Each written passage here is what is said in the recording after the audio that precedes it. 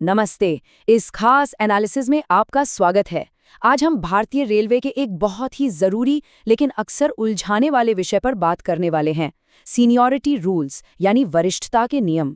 अब रेलवे जैसा विशाल संगठन कैसे चलता है? इसमें करियर की ग्रोथ काफी हद तक इसी सीनियरिटी पर टिकी होती है। तो चलिए बिना किसी देरी के इस जटिल ढांचे को थोड़ा आसान बनाते हैं। आप जरा स्क्रीन पर इस दस्तावेज को देखिए। ये है मूल 27 पॉइंट सीनियरिटी रूल बुक का एक हिस्सा। देखने में ही कितना घना और सरकारी लगता है ना? इसकी प्रशासनिक भाषा और ढेरों शर्तों को देखकर किसी का भी सिर चकरा सकता है। लेकिन चिंता मत कीजिए, इस एक्सप्लेनर में हमने इन सभी 27 नियमों को एक साफ और आसानी से समझ आने वाले करियर लाइफ साइकिल में बदल दिया है। तो ये सारी जटिल शर्तें अब बिल्कुल शीशे की तरह साफ होने वाली हैं। पूरे विषय को अच्छे से समझने के लिए हमने इसे 4 छोटे चैप्टर्स में बांटा है। चैप्टर 1 नई भर्तियां और ट्रेनिंग, चैप्टर 2 प्रमोशन और मेरिट, चैप्टर 3 ट्रांसफर के खास नियम और अंत में चैप्टर 4 प्रशासनिक गलतियां और अपवाद। चलिए आगे बढ़ते हैं। शुरुआत करते हैं चैप्टर 1 से, नई भर्तियां और ट्रेनिंग, यानी रेलवे में करियर का बिल्कुल पहला कदम। अक्सर लोगों को लगता है कि जिस दिन नौकरी ज्वाइन की, सीनियरिटी उसी दिन से पक्की हो गई।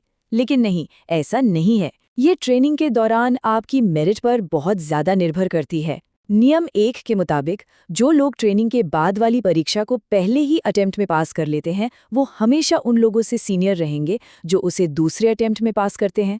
मतलब मेरिट यहाँ किंग है। और हाँ, अगर कोई अपॉइंटमेंट लेटर मिलने के बाद भी ज्वाइन करने में देरी करता है, तो उसकी सीनियरिटी उसी दिन से गिनी जाएगी जिस दिन वो असल में ड्यूटी पर आता है। तो वक्त की पाबंदी यहाँ लिटरली बहुत मायने रखती है। अब यहाँ नियम 9 एक बड़ा ही दिलचस्प सवाल खड़ा करता है। क्या होगा अगर 2 कैंडिडेट्स के एग्जाम में बिल्कुल एक जैसे मार्क्स आ जाएं? मेरिट तो सेम हो गई। तो ऐसे में टाई ब्रेकर का काम करती है आपकी उम्र। इसके 2 स्टेप्स हैं। Step 1 date of birth check की जाती है, और स्टेप 2 जो कैंडिडेट उम्र में बड़ा होता है उसे सीनियर मान लिया जाता है। है ना एकदम सीधा और साफ सोल्यूशन? इससे आगे चलकर कोई विवाद नहीं होता। नियम 4, 6 और 7 में कुछ और खास शुरुआती शर्तों का जिक्र है। पहला, अगर कोई तय न्यूनतम उम्र से कम में ही रेलवे सर्विस ज्वाइन कर लेता है, यानी अंडर एज सर्विस, तो वो सर्विस भी सीनियरिटी के लिए गिनी जाएगी। दूसरा, अगर कोई अप्रेंटिस अपनी खुद की गलती से एग्जाम में नहीं बैठता तो उसे सीधे 0 मार्क्स मिलेंगे। लेकिन अगर वजह जेन्युइन थी तो सप्लीमेंट्री एग्जाम के मार्क्स गिने जाएंगे। और तीसरा, अगर कोई कैंडिडेट ज्यादा शुरुआती सैलरी के साथ आता है तो इससे उससे सीनियरिटी में कोई एक्स्ट्रा फायदा नहीं मिलने वाला। कहने का मतलब है कि सैलरी और सीनियरिटी दोनों अलग अलग पटरियों पर चलती हैं। अब आते हैं चैप्टर 2 पर, प्रमोशन और मेरिट। अब हम देखेंगे कि रैंकों में ऊपर चढ़ते वक्त क्या होता है। नियम 8 उस स्थिति को सुलझाता है जब एक ही दिन एक ही पोस्ट पर 2 लोग आते हैं। एक वो जो प्रमोट होकर आया है और दूसरा जो सीधे रिक्रूट होकर आया है। अब यहाँ सीनियर कौन होगा? सिस्टम इसे बहुत ही स्मार्ट तरीके से हैंडल करता है। इन्हें ऑल्टरनेटिव यानी एक के बाद एक पोजीशन दी जाती है। पहली पोजीशन हमेशा प्रमोटी को मिलती है और फिर दूसरी पोजीशन डायरेक्ट रिक्रूट को, और यही क्रम आगे चलता रहता है। दोनों कैटेगरीज के बीच बैलेंस बनाए रखने का ये एक बहुत बढ़िया तरीका है। इन नियमों में गोता लगाते वक्त आपको अक्सर इंटर से जैसे भारी भरकम शब्द सुनाई देंगे। दरअसल ये नियम 27 में इस्तेमाल होने वाला एक लैटिन टर्म है जिसका सीधा सा मतलब है अपने बीच या आपस में।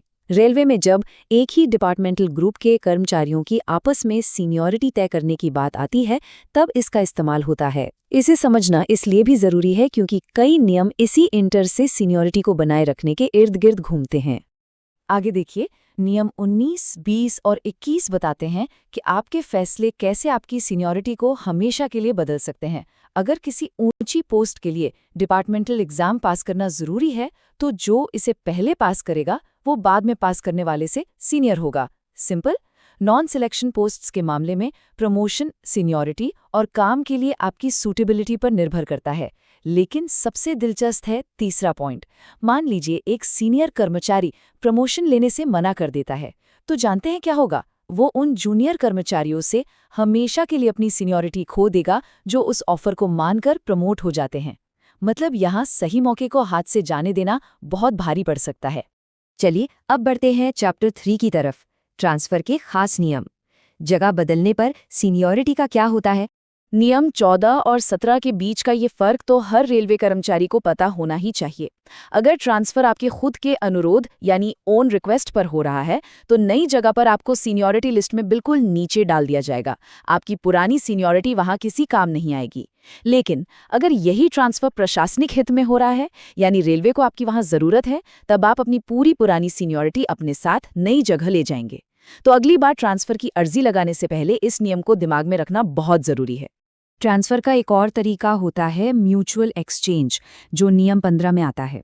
अब जब दो कर्मचारी आपस में अपनी जगह बदलते हैं, तो सीनियरिटी कैसे तय होगी? नियम यहाँ एकदम साफ और फेयर है। कर्मचारी या तो अपनी खुद की सीनियरिटी रखेगा या फिर उस व्यक्ति की सीनियरिटी लेगा जिसके साथ उसने जगह बदली है। लेकिन कैच ये है कि इन दोनों में से जो भी कम होगी वही मानी जाएगी। ये जो भी कम हो वाली शर्त इसलिए है ताकि कोई सिर्फ जगह बदलकर सिस्टम का अनुचित फायदा ना उठा ले। और अब हम आ गए हैं अपने आखिरी हिस्से पर, चैप्टर 4, प्रशासनिक गलतियां और अपवाद। नियम 22 एक बहुत ही प्रैक्टिकल बात मानता है। सिस्टम चाहे जितना भी बड़ा क्यों ना हो, गलतियां तो हो ही जाती हैं। मान लीजिए प्रशासन की किसी गलती के कारण किसी कर्मचारी को सीनियरिटी में पीछे कर दिया गया और उसका प्रमोशन रुक गया, तो सिस्टम के पास इसे सुधारने का एक बहुत ही पक्का तरीका है। ऐसे कर्मचारियों के केस को मेरिट के आधार पर परखा जाता है और उन्हें उन जूनियर्स के ऊपर सही सीनियरिटी दी जाती है जो गलती से उनसे पहले प्रमोट हो गए थे। सिस्टम अपनी गलती मानता भी है और सुधारता भी है ताकि किसी बेकसूर को नुकसान ना हो। अब जब ये गलती सुधारी जाती है तो कर्मचारी का वेतन प्रो फॉर्मा के तौर पर उस लेवल पर फिक्स कर दिया जाता है जहां वो सही समय पर प्रमोट होने पर होता। उसे अपनी सही सीनियरिटी भी वापस मिल जाती है। लेकिन यहाँ एक पेज है। इस पूरे पिछले समय के लिए कोई एरियर यानी बकाया पैसा नहीं दिया जाता। इसका लॉजिक बहुत सीधा है। चूंकि आपने असल में उस ऊंचे पद पर काम नहीं किया और नहीं वो जिम्मेदारियां उठाईं, तो बिना काम किए उस पद का पैसा नहीं दिया जा सकता। इसके बाद आता है नियम 26, जो एक और जरूरी टर्म को समझाता है, फॉर्टुइटस सर्विस यानी आकस्मिक सेवा। इसका मतलब है जब कोई छोटी सी रिक्ति हो या कोई छुट्टी पर गया हो और आपको एक लोकल अरेंजमेंट के तौर पर उस ऊंची पोस्ट का काम दे दिया जाए। अब इसे देखकर ये मत सोचिएगा कि आपका प्रमोशन हो गया। एक टेम्पररी फिल इन के तौर पर काम करने से आपको कोई स्थायी सीनियरिटी नहीं मिल जाती। ये सिर्फ और सिर्फ एक काम चलाओ व्यवस्था होती है। नियम 23 और 25 थोड़े मुश्किल समय से डील करते हैं। मान लीजिए कर्मचारियों को सरप्लस घोषित करना पड़ जाए, यानी जब स्टाफ ज्यादा हो और काम कम। ऐसे में सीनियरिटी एक ढाल का काम करती है। सीनियर से पहले हमेशा जूनियर्स को सरप्लस घोषित किया जाएगा। वहीं दूसरी तरफ अगर किसी अनुशासनात्मक कार्यवाही की वजह से किसी कर्मचारी का ग्रेड या सैलरी घटा दी जाती है, तो मजे की बात यह है कि सीनियरिटी लिस्ट में उसकी जगह पर कोई फर्क नहीं पड़ता, वो अपनी जगह पर ही रहता है। तो देखा आपने, पहले दिन की मेरिट से लेकर प्रमोशन, ट्रांसफर और प्रशासनिक गलतियों तक का पूरा सफर हमने इस एनालिसिस में तय कर लिया है।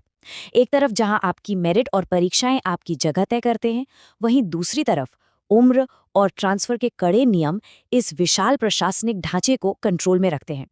तो अब सोचने वाली बात यह है, क्या ये सख्त नियम सच में हर कर्मचारी की मेरिट को बैलेंस करते हैं, या फिर ये दुनिया के सबसे बड़े एम्प्लॉयर्स में से एक हमारी भारतीय रेलवे को सिर्फ एक नौकरशाही मशीन की तरह चलाते रहने का तरीका भरें? इस सवाल के साथ हम आज का ये एक्सप्लेनर यहीं खत्म करते हैं। हमारे साथ जुड़ने के लिए बहुत बहुत शुक्रिया।